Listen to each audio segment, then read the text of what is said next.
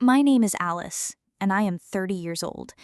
I am a foster child who won the lottery of life, not with money, but with the love of Eleanor and George, the couple who took me in when I was 10. They were the only real parents I ever knew. Their biological children, Ethan and Sophia, saw me as nothing more than a charity case, a temporary resident in their grand family home. Now, Eleanor and George are gone, and their will has been read. They left me everything: their $50 million estate, their thriving business, and their legacy. Ethan and Sophia are promising to destroy me, to drag my name through the mud and prove I manipulated their aging parents. What they don't know is that my parents left me one last gift, a sealed letter, and inside that letter is the one secret about them that they prayed would never see the light of day. If you are watching this right now, drop a comment letting me know where you are viewing from. Before I tell you about the explosive truth that gave me the power to fight back, hit like and subscribe for more stories about the true meaning of family. My life began in the cold, impersonal world of the foster care system. I bounced between homes for years, a quiet, watchful child who learned not to get too attached, not to expect too much. Then, when I was 10, Eleanor and George entered my life. They were in their late 50s, a kind, stable couple whose own children were already grown and out of the house. They weren't looking for a baby to raise, they were looking for a child to save. And they saved me. They lived in a beautiful old stone house surrounded by acres of oak trees. George ran a successful company that manufactured high-end outdoor gear, a business built on his own ingenuity and ethical principles. Eleanor was a retired history professor who filled the house with books, music, and the smell of freshly baked bread. For the first time in my life, I felt safe. I had my own room. I had people who asked about my day. I had a home. But I was not their only child. Ethan, their son, was in his late 20s when I arrived. He was a man who wore his sense of entitlement like a bespoke suit. He saw me as an interloper, an embarrassing project his parents had taken on in their old age. He would visit for family dinners, ignore my presence completely, and talk loudly to his father about the day he would finally take over the company, his birthright. Sophia, their daughter, was a few years younger than Ethan, and even crueler.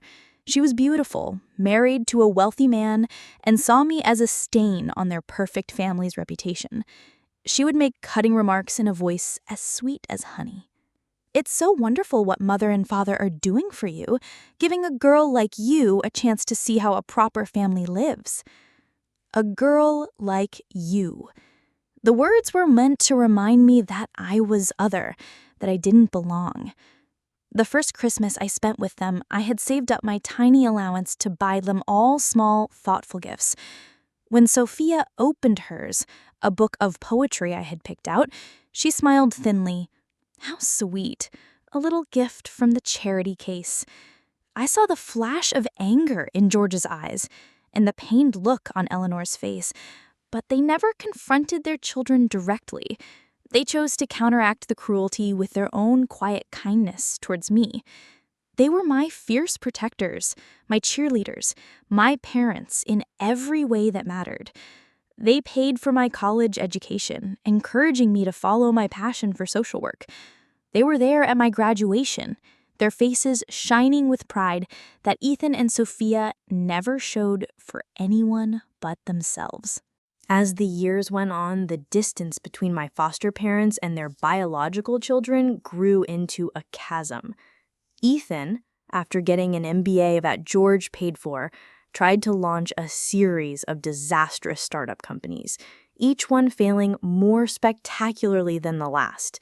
He would return to George, cap in hand, demanding more investment money, which George, after the first few failures, began to refuse.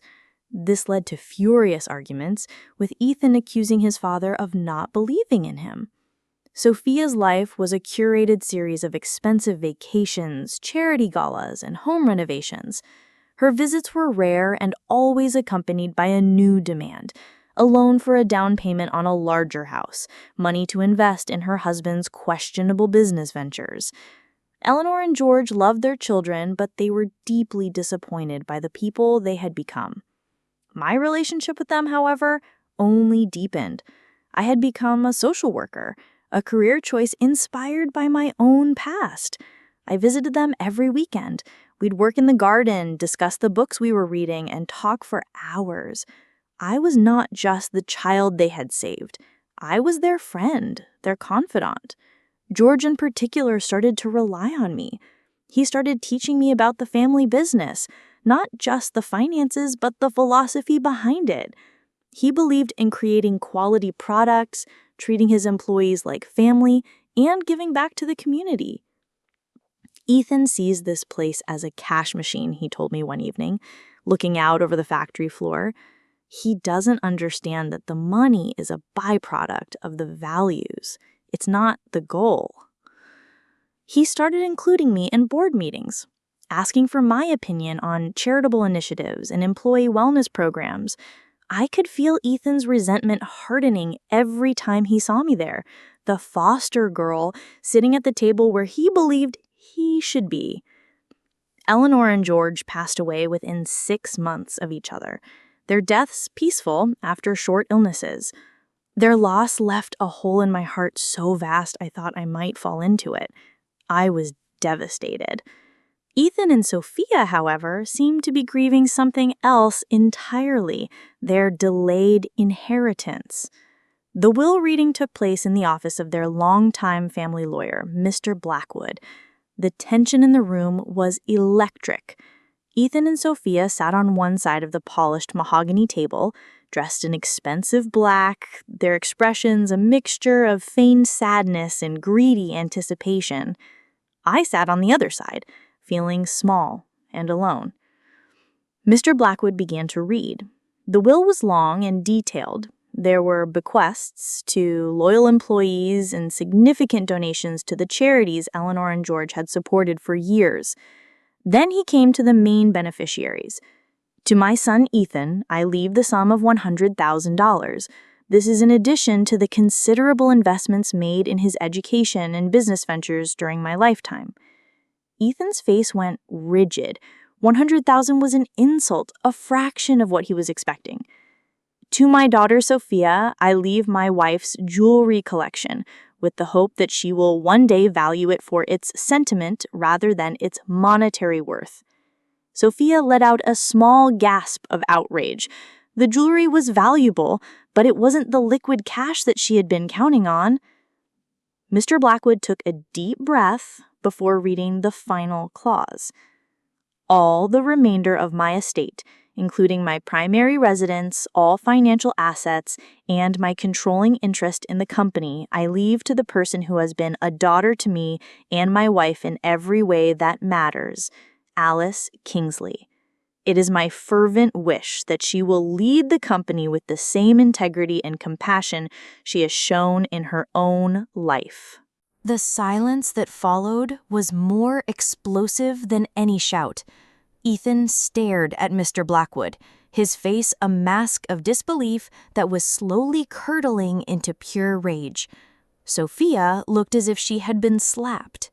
"That's not possible," Ethan said, his voice a low growl. "There's a second will, a real one." "This is the only will," Mr. Blackwood replied, his tone even. "It was signed by both your parents 3 months ago and certified by 2 independent witnesses. It is ironclad." "She manipulated them!"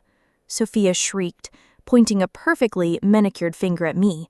"She got her hooks into them when they were old and vulnerable, a sad little orphan preying on their good nature." The venom in her voice was staggering. I felt my own shock being replaced by a cold, steadying anger.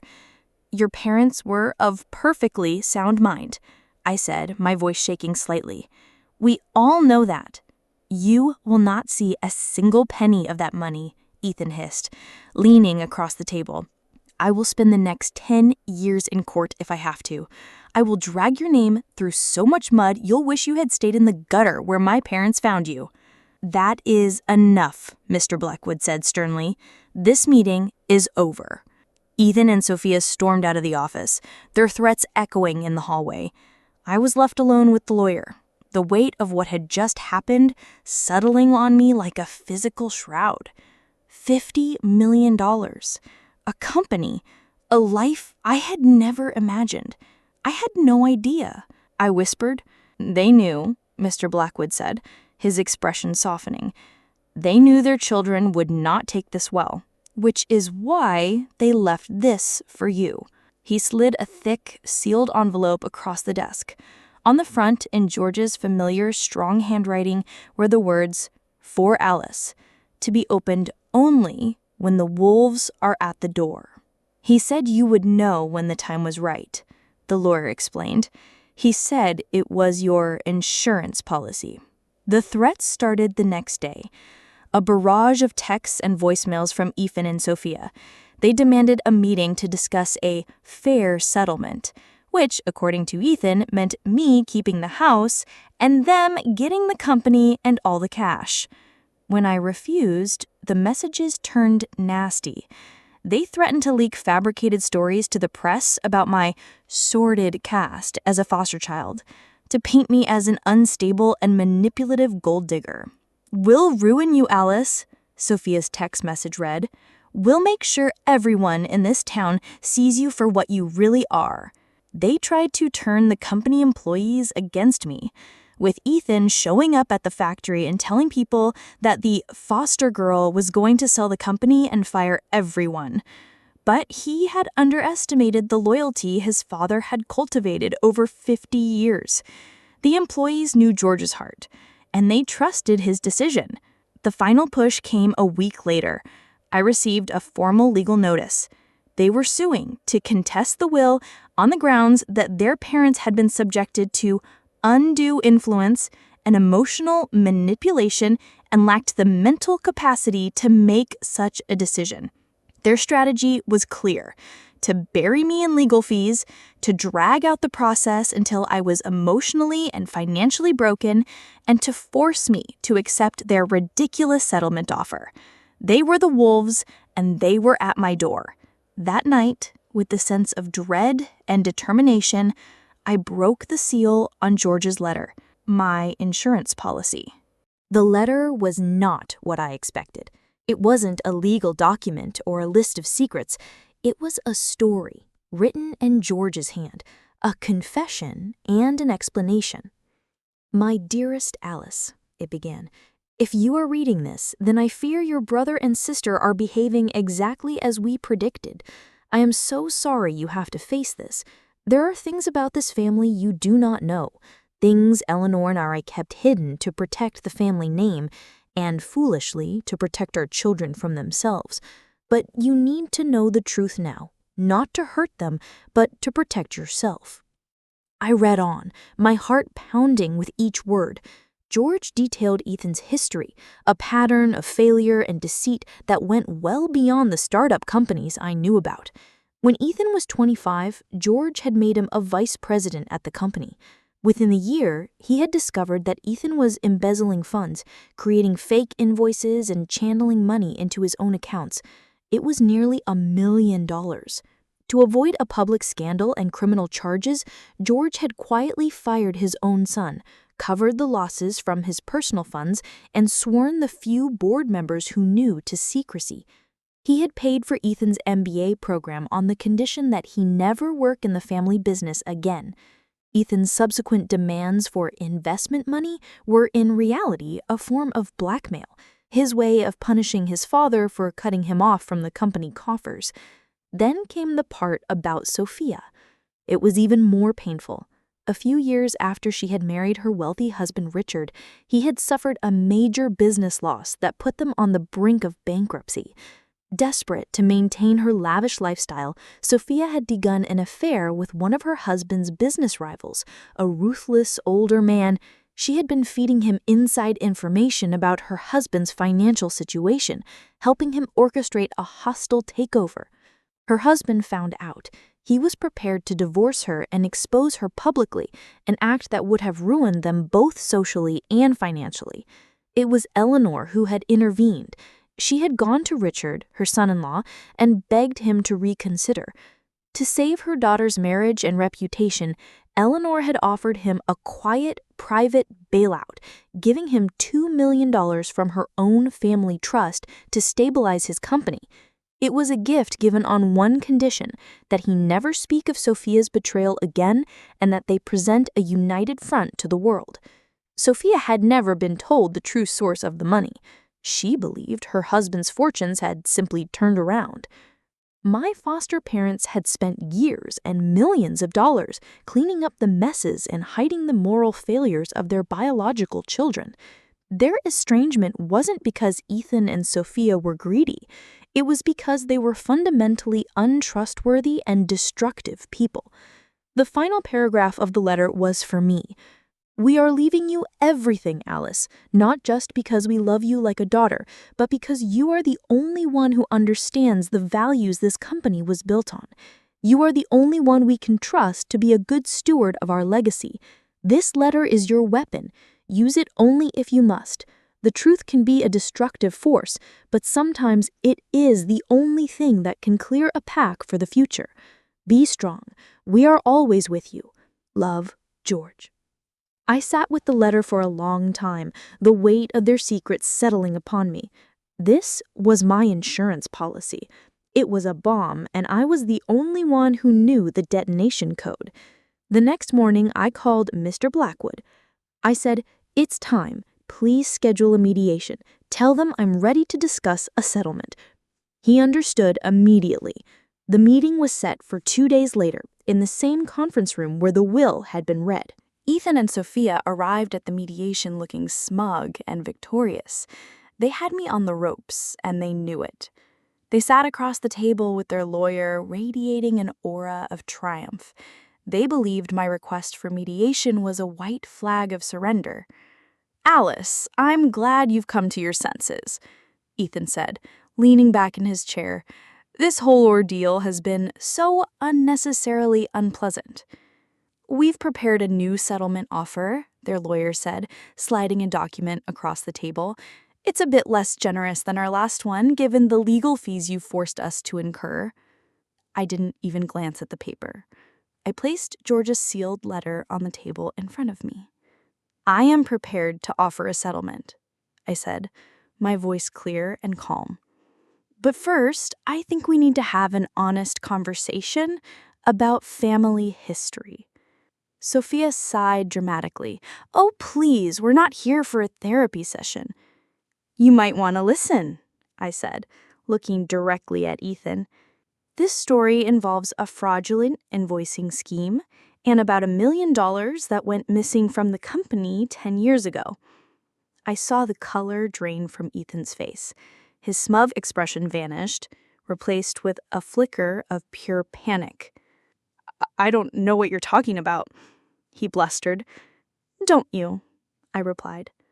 "Dad covered it up, didn't he? Fired you quietly, paid back the money himself, all to avoid sending his only son to prison for embezzlement." I then turned my gaze to Sophia, whose perfectly composed face was now a mask of confusion. "And for you, Sophia, our story is about an affair you had with your husband's business rival, the one you were feeding inside information to." Sophia shot to her feet. "That is a disgusting lie." "Is it?" I asked. "Did you ever wonder where the $2 million came from that magically saved Richard's company, right when he was about to divorce you and expose you for the traitor you are? It came from Mom. She paid off your husband to save your reputation." "You're insane," Sophia whispered, sinking back into her chair. "You're making this up." "Am I?" I asked softly. I pushed the letter across the table. "This is a letter from Dad, written before he died. It details everything: the embezzlement, the affair, the payoffs, the blackmail. He wrote it to protect me from you. He knew you would do this." Ethan stared at the envelope as if it were a venomous snake. He didn't dare touch it.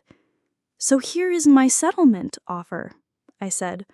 leaning forward. "It's very simple. You drop this lawsuit.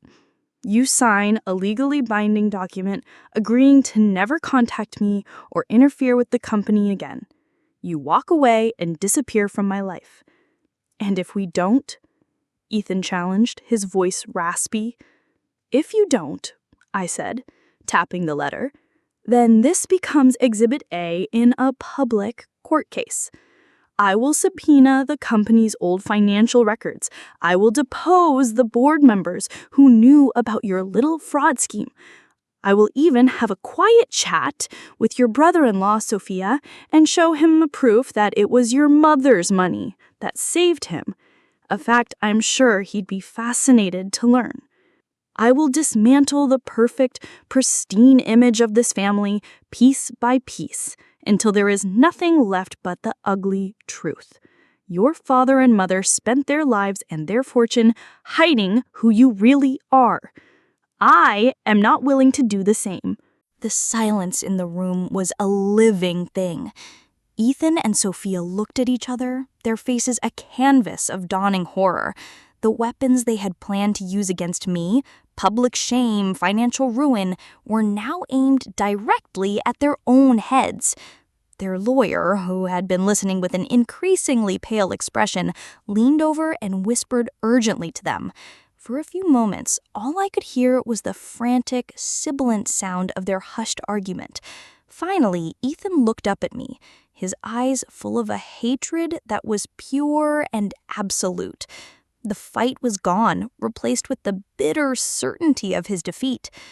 "You would do that?" he asked, his voice barely a whisper. "You would destroy our father's name just to get what you want?" "No," I said, shaking my head. "I would tell the truth to honor what he wanted. He didn't want the company he built on integrity to be run by a man who has none. He didn't want his legacy to be a lie. He chose me to protect it, and that is exactly what I am going to do." Mr. Blackwood, who had remained silent throughout my speech, finally spoke. "My clients also prepared this," he said, producing a document from his own briefcase. "It's a non-disclosure agreement. It stipulates that in exchange for you dropping the contest, Alice will agree to keep the contents of her father's letter private." He looked at me. It was George's final wish. He didn't want their failures made public if it could be avoided. He just wanted you to be safe. I nodded. That sounded exactly like the kind, protective man I knew. "I will agree to that," I said, "on the condition that they sign everything today, right now." The next hour was a blur of legal paperwork. Their lawyer, looking thoroughly defeated, advised them to sign. Ethan's hand shook with rage as he scrawled his signature. Sophia cried silently, her perfect makeup ruined, as she signed away her claim to the family fortune. They didn't speak another word to me. When it was done, they stood up and walked out of the room and out of my life without a backward glance. The war was over. In the 18 months since that day, my life has settled into a new, quiet rhythm. As the new CEO of my father's company, I have dedicated myself to running it in a way that would have made him and Eleanor proud. I established a generous profit-sharing plan for all employees. We launched the Eleanor Kingsley Literacy Foundation, a charity that funds reading programs in underserved schools across the state. The company is more profitable than ever, but more importantly, it feels like a place of purpose. I never did release the contents of George's letter. It sits in a safe deposit box, a silent guardian of the truth. Ethan's startups have all failed, and without the family name to open doors for him, he is faded into obscurity. Sophia and her husband are still married, their life a carefully curated performance on social media, all paid for by a fortune that was saved by a secret neither of them can ever acknowledge. They have kept their end of the bargain, and so have I. I still live in the beautiful stone house, but it's no longer empty. A few months ago, I was approved to become a foster parent myself. A quiet, watchful 7-year-old girl named Maya now lives with me. Her room is the one that used to be Sophia's. We spend our weekends in the garden, and I read to her every night. I see the same fear and hope in her eyes that Eleanor and George must have seen in mine all those years ago. My life is not the one I planned, but it is a good one, a meaningful one.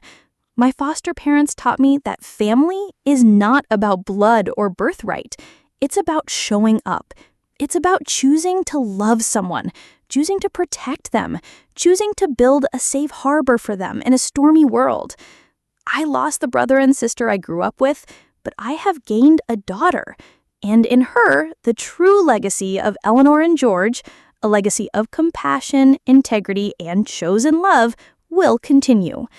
Have you ever had to fight for what you knew was right, even against your own family? What does the word family truly mean to you? Share your thoughts and stories in the comments below. If this story touched you, please hit like and subscribe for more real-life lessons.